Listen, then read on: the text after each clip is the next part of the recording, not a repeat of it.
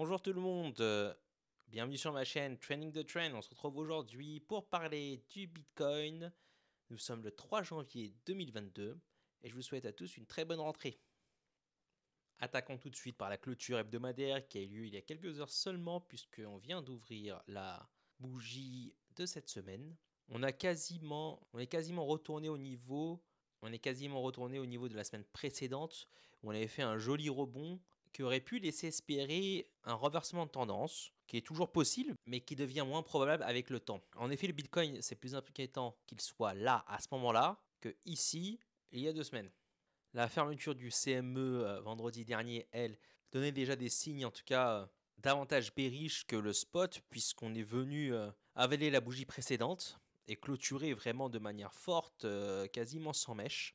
Cela dit, nous avons ouvert un petit peu à la hausse par rapport à la fermeture de la semaine passée. Je vais vous montrer ça. Vous allez voir le gap, donc le trou qui s'est créé. Ça, c'est la clôture de vendredi dernier. On est venu clôturer à 46 400 environ et on a ouvert à 47 145. Donc on a de fortes chances de venir revisiter cette zone-là, sans pour autant dire que ça va aller vers le bas immédiatement. Ça peut très bien rebondir sur cette zone.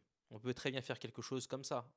Sur la charte weekly du Bitcoin, surtout ce que je voulais vous montrer, et sur la charte hebdomadaire du Bitcoin, je vous fais apparaître ici les moyennes mobiles exponentielles 10 et 21. La 10 c'est la rouge et la jaune c'est la 21. On est très proche d'un croisement. Et à moins que le Bitcoin se reprenne et fasse ça cette semaine, c'est-à-dire une explosion vers le haut, ce croisement-là se fera avec une bonne probabilité. Et historiquement, on a passé quand même pas mal de semaines en dessous une fois que le croisement a été fait. À minima, si le Bitcoin, si on attend un rebond plutôt fort pour aller chercher les zones hautes, c'est-à-dire 60K et plus, il faudrait attendre, d'après les données historiques qu'on a sur le Bitcoin, une fois que le croisement a été fait, 6 semaines au moins. Donc quelque chose comme le printemps 2022 pour retourner voir les niveaux hauts du Bitcoin. Si le Bitcoin continue d'aller vers le bas, où sont ses niveaux de support? Le bas du canal dans la zone dans laquelle le Bitcoin évolue depuis donc le 7 décembre, c'est cette zone-là, entre 45K 500 et 52 000.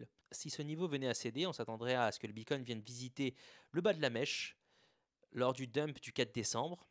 Et ce niveau-là de 43 000 environ sera très important au niveau de la vue weekly, de la vue hebdomadaire. Toute clôture en dessous de ce niveau viendrait invalider la tendance haussière sur le weekly et dans ce cas-là donnerait un premier signe fort de bear market puisque souvent le Bitcoin a suivi la tendance weekly pendant plusieurs mois. Je vais vous montrer ça sur le dernier bear market post-2017 en 2018. Donc après le sommet de 2017, on est venu faire un point haut plus bas, un point bas ensuite, un point haut plus bas que le précédent, un point bas plus bas que le précédent. Donc la tendance weekly se dessinait vers le bas et on est venu faire un premier retournement seulement un an après, en décembre 2018, après avoir chuté en décembre 2017. Alors, est-ce que c'est ça qui nous attend? Je ne sais pas, tout du moins pas encore. La tendance weekly est encore haussière. Nous ne sommes pas venus casser le niveau des 43 000 en fermeture hebdomadaire. Quant au croisement de la ligne rouge et de la ligne jaune, quand on vient croiser vers le bas, on peut y rester plus ou moins longtemps. Là, on y est resté quand même quasiment un an. Ici, quelques semaines. Et ça, ce sont des bougies hebdomadaires. Quand c'est quelques semaines, ça peut être vite quelques mois. Donc je vous montre, avant qu'on repasse au-dessus, on y est passé 56 jours. Ici, quand c'est venu croiser vers le bas lors du dump d'un certain rhume, on y a passé également une cinquantaine de jours.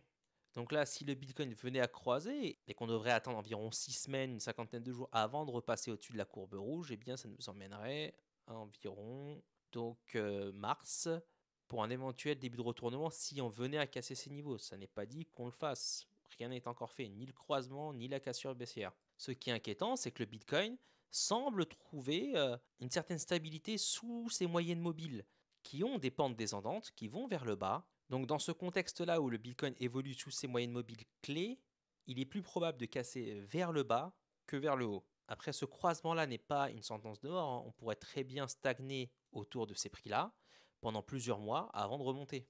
Je vais vous montrer le croisement précédent. Vous voyez qu'on est descendu certes, mais on est resté à peu près à ces niveaux-là définis par cette bougie-là rouge qui a eu lieu bien avant le croisement. Et ça pourrait ressembler un petit peu à ce qui se passe en ce moment. Donc encore une longue consolidation de plusieurs semaines. vers ces niveaux sans toutefois casser le précédent bas effectué à l'automne. Donc faites attention à vos trades. Même les altcoins fortes qui ont l'air de faire leur vie, par exemple prenons le cas de FTM qui a bien bondi et qui nous a offert des portes de sortie ici à 2,50 environ. Bien sûr, on n'a jamais atteint la zone de vente ici. Le contexte est encore incertain. Il y a d'autres altcoins qui bondissent bien et qui se sont très bien comportés comme Soul, Fantasma. Vous voyez que ça c'est la bougie de la semaine dernière qui a fait un nouveau record haut en clôture hebdomadaire, ce qui est très fort comme signe. XDB dont je vous parlais aussi qui entame un début de renversement qui a clôturé au-dessus de ses moyennes mobiles clés. Mais le contexte est très incertain. Et dans mon cas en tout cas, ce n'est pas un conseil financier, c'est ce que je ferai, c'est ce que je fais. Je ne resterai pas longtemps dans mes trades. S'il y a des portes de sortie qui me sont présentés, à mon sens, je les prendrai là plutôt vite.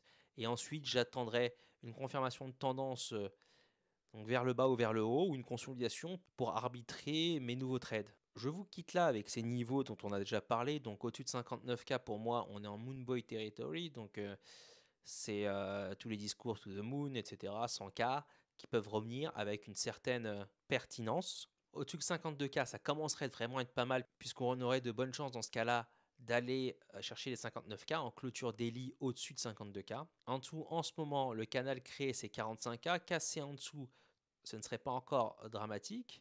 Ça crée sûrement la peur, et peut-être qu'on aurait liquidé assez de longues dans ce cas-là pour repartir.